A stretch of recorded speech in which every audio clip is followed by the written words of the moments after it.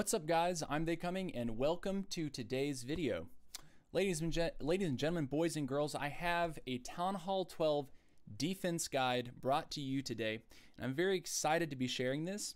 To be honest with you, when TH12 first came out, I felt like it was going to be relatively rushed to put this guide out there because I hadn't really lived with the Town Hall for a while. I hadn't really thought about things so deeply.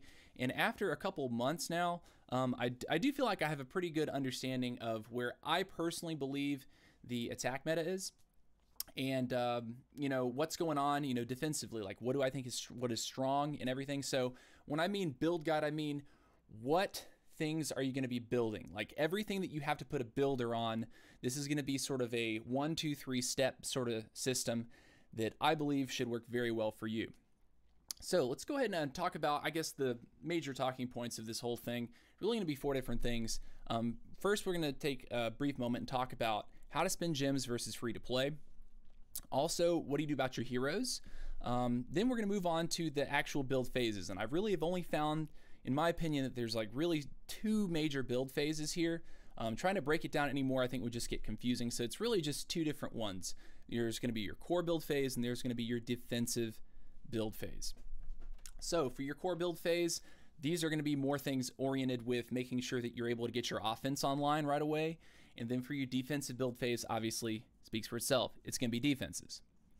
So let's go ahead and talk first about gems and free to play.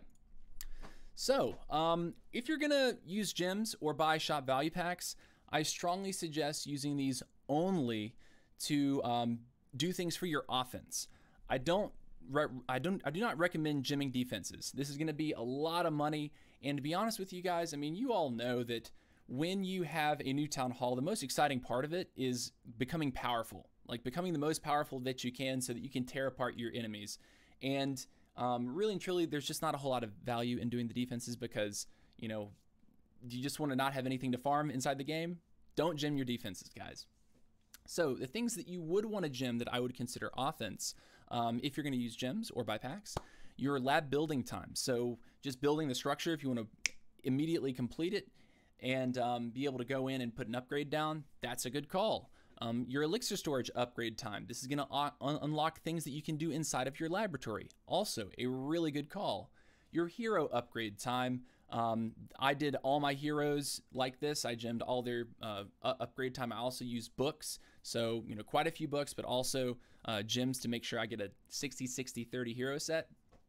And then if you're going to get a gold pack, if you're offered one, this is actually a really, I think of anything on this list that you would gem, if you're more free to play than, buying gems, it would be to buy this gold pack so you can overcap your gold above 10 million, so you can hit over 12 million and be able to do your clan castle very, very early. I have put the clan castle as part of the core guide, and I've positioned it appropriately for the free-to-play players. So if you're watching this and you're totally free to play, you're going to see where I would put it if I were not going to buy a gold pack. I did. I've honestly found it to be a great deal. Next up, using magic items. So we're going to briefly touch on magic items here. It should come as no surprise that when you go to a new Town Hall, you're probably going to have a lot of magic items stacked up, especially if you were maxing your walls at TH11. Those took me a very long time to do. I had to work very, very hard to get those maxed. So, coming into the next Town Hall with everything on deck is really recommended, and I don't think many people will go without having a lot already stored up. So, but in clan games, when you get to TH12, prioritizing your book of heroes, your book of building, and your book of everything inside of your clan games. If you're stuck getting a book of fighting or a book of spells, you only have 2 spells that you can do in your lab. So you might have one left over from the previous Town Hall, but book of fighting over the book of spells always. Next up, if you're going to use runes, you want to use them when your storages are close to empty. Now this makes sense because the rune only takes you to the cap that is allowed. And this sort of plays into upgrading your storages, which we'll talk about in the core build phase. The more storages you have upgraded, the more effective those runes are. You get approximately 500,000 of each gold or elixir per storage that you have upgraded. And for your dark elixir storage, you get an extra 40k when you pop a rune. So just be aware of that. Your runes are more effective the more storages you have upgraded. and also using your builder potions when you have 4 or more builders active. I personally have stuck to this rule because you're really losing value if you just have 1 builder active and you activate a builder boost potion. If you want to have 4 or 5 builders active and you activate that potion and you're going to get 9 hours free time per builder, that's really high value. 9 hours times 5 is what, 45 hours? That's a brilliant profit, or that's a nice little discount that we get when we have these builder potions. So, and then just to touch, and we're going to transition into heroes here. Should I keep a builder idle for my heroes and walls? And really, in my opinion, it's kind of up to you. If you're free to play, I think especially during the core build phase, which we're going to see in just a minute, it's going to be relatively difficult for you to farm your warden in particular, but it also might be difficult for you to farm your king and your queen, simply because I think it's really important to get these structures which require builders out of the way. Personally, I did keep my 5th builder free because I was gymming my hero time and booking my hero time, so I was able to spend a lot of gold on my walls as I went.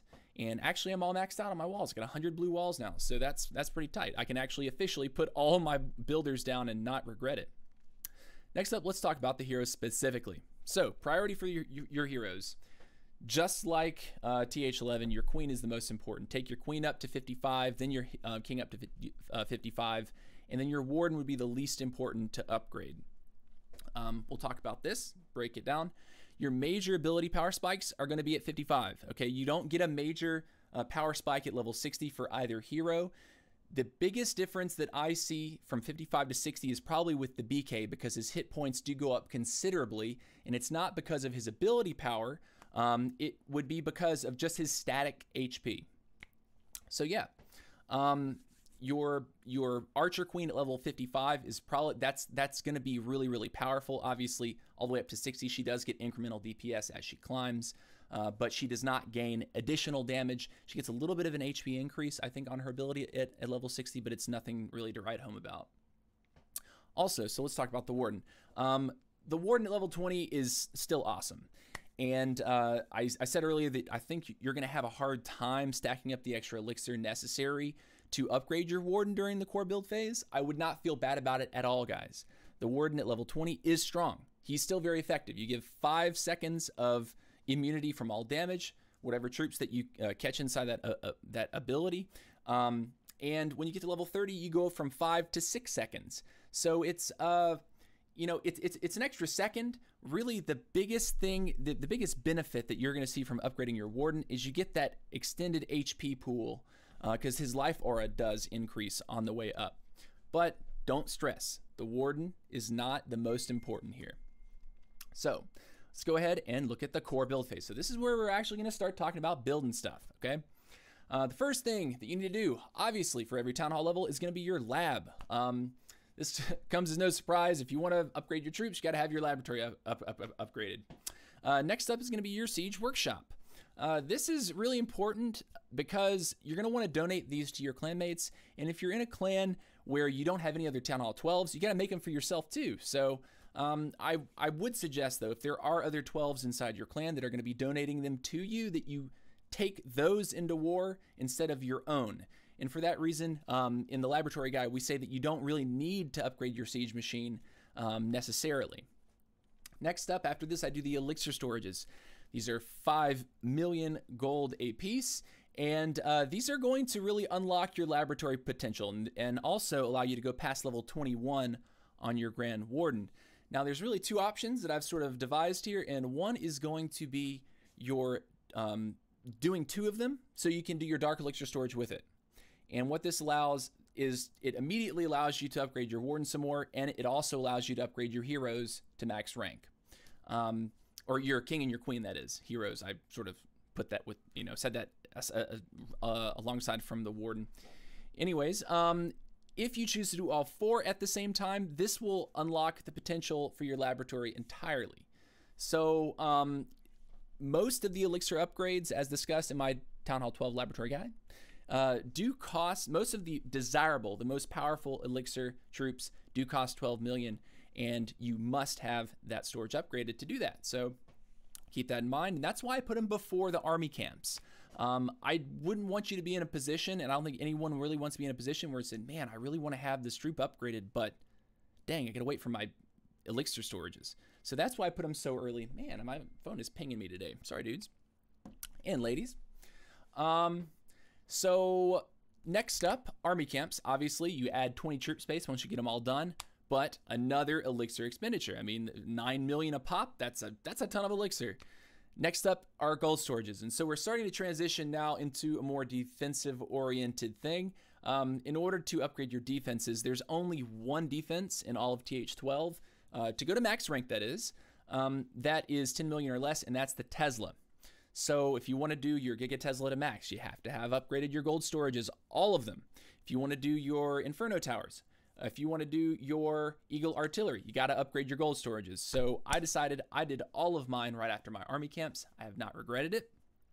And then also sort of alongside this, and when I list these Tesla giant bomb, spring traps, and air traps, these could be sort of sprinkled in earlier in this particular build phase because the upgrade times for these at rank 1 and 2 and 3, they're not always the longest. You know, if you can, you know, sort of sneak one in there, that's going to be perfectly fine. You know, what you don't want to get bogged down with is doing all of the, trying to lock all these down before you do things like army camps, gold storages, or elixir storages. They definitely fall lower on the pecking order in terms of this particular phase. And then after that, the clan castle, 12 million gold. Remember that if you can buy a gold pack in the shop that will allow you to overcap, I do suggest doing this much earlier in the guide, perhaps first with your lab and siege workshop. That's a good call. Now, for the last slide, we are going to talk about the defenses, truly defenses, and I'm going to tell you all of the things here that you need to know, and this is actually the pecking order that I'm going to be following. I came up with this myself.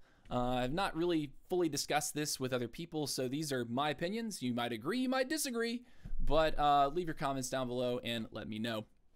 So, the first thing on this list, I don't think anyone would disagree with me on, and that is to get your Giga Tesla to max rank immediately.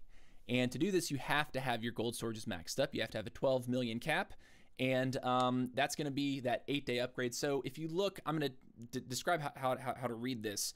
If you see 2, 4, 6, 8, that's going to be the number of days for each level of that defense.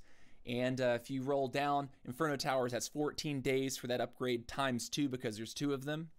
And Eagle Artillery, 14 days times 1. There's only 1 of them. You get the picture. And I have listed the total days of upgrade time at the very bottom there. So you see 556 days for everything if you were to only have 1 builder, but you have 5. So anyways, after your Giga Tesla to max, let's pause on the Giga Tesla. The Giga Tesla is the biggest thing that separates you from a TH11. It will immediately make you much, much, much more difficult to attack by TH11 or TH12. And it really causes the attacker to consider heavily how he's going to take down that town hall, because you can't, you know, you can't pig a base and then end on the town hall, all the pigs die. So just keep that in mind. This must come first. After that, Inferno Towers and Eagle Artillery, I have suggested that you try to use books for these. And the reason being is because on ladder, and this is probably the only time you'll hear me talk about ladder in a serious context, on ladder, you're very, very, very crippled if you have any of these defenses down. I mean, when you see if you're attacking a base that has, you know, a dead Inferno or an upgrading Inferno or an upgrading Eagle or any of these things, you immediately think, oh man, we're just going to smoke this. And so I would suggest that if you get a book of building, that you definitely save those books in order to do these 3-point defenses. Definitely do these 3-point defenses with books. Next up, arch towers, cannons, and wizard towers. Okay, so immediately a lot of you guys are like, well, you did these 2, you know, you did all these 3 heavy point defenses first. Why not just go ahead and do the expos? The archer towers actually deal more damage. Archer towers have 134 DPS at max rank. The expos have 120 DPS at max rank, and with arch towers, you get 8 of them and you can spread them around your base. Also, the cannons are going to do a similarly higher amount of damage per second relative to the expo. The only advantage that the expo has over these 2-point defenses is obviously going to be the range and also hit points, but it's already tanky at TH11 max. So that's why that expo is a little further down the list. But I decided to do Archer Towers first because it's air and ground targeting. And then I did cannons because ground attacks are very strong. Pigs are strong right now for TH12. And then after that, Wizard Towers. Now, Wizard Towers, I think, are actually a crucial defense to have upgraded. And that's why I've put it closer to the center of this list. Wizard Towers have a lot of hit points. They're great splash defense. They're going to help handle the spam, the Bow Witch. Also, it does well against pigs. It does well against loons. It's going to be a really, really nice defense to have upgraded in your base. So don't forget it. Also, one more word, I wanted to mention this about the Archer Towers and cannons. The upgrade time is the lowest, okay? 11 days for an Archer Tower, 10 days for a cannon. You can get these done relatively quickly compared to the 14-day upgrade times on everything that comes after it. So keep that in mind as well. After that, I decided to do my air defenses. The air defenses, I think, are going to be very, very crucial because of the Electro Dragon spam. So now that you sort of isolated, one easy attack, right?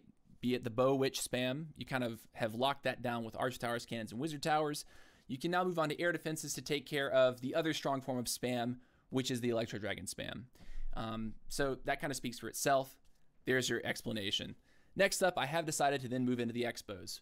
Expos, ground and air targeting, high hit points, great damage. This is where I feel expos should come in at number 8. After that, bomb towers. These are going to be effective for dealing with hog riders. Also, the splash that it puts out, albeit relatively weak, will kill the skeletons of witches. And so just having another splash defense in your base upgraded is going to be awesome. The biggest thing about the bomb tower is that the explosion does quite a bit more damage than a giant bomb. So just getting a stronger explosion out of this, via death damage out of the bomb tower is really what you're going for by upgrading this. At its current level, it still deals more damage than a max bomb. So just keep that in mind.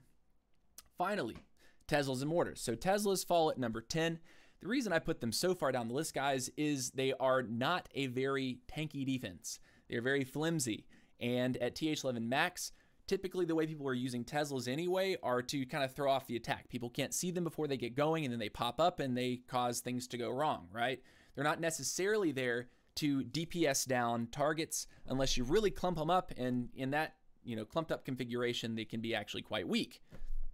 So, sorry, had a little burpee, guys. I'm gonna drink some of this. So Teslas, be it low HP, they only have 120 DPS. That's lower than the Archer Tower, which has more range. That's lower than the cannon, which has more range. That's why I put these so far down the list. Also, Mortars, absolutely last, guys. This actually comes as no surprise, being very, very last.